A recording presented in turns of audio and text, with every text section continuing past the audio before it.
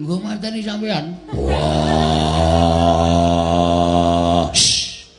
Wong dodol sapi. Wah, weh. Kowe tegel karo aku. Sampean ya tegel karo kula.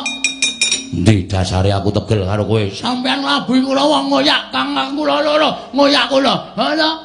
Nek kecekel kula mesti mang pulasara, kula mesti mang idak-idak, kula mesti mang bondo, mang krincong sikile, mang leboke pakunjaran. Apa kaya ngono kuwi ora tegel?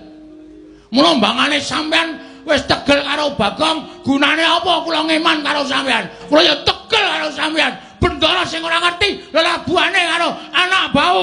Anak buah. Anak buah.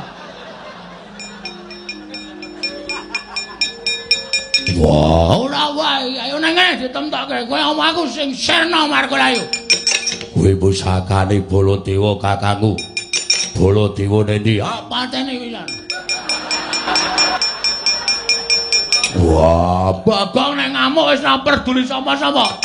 Iki sampean tak pateni sisan, Janawa tak pateni sisan.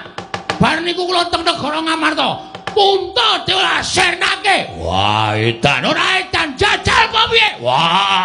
Mundar kowe. Ojo ndolekane ati.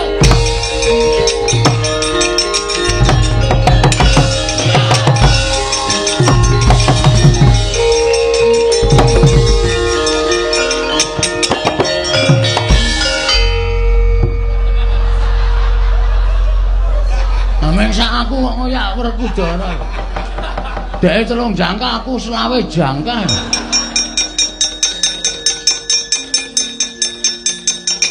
Ini. Kowe urung rampung ya? Urung rampung sapa meneh? Kurawa ora sanggawa nenggala kowe iki menang, ora sanggawa Walugara kowe menang. Ngene balik iki. Hanya. Lho. Lah yo kene, lah yo nyo.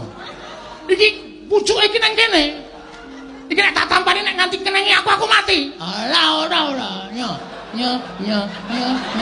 Bagong, ora sembrono. Nyo. Bagong. Aku wegah. Tro. Rene yo.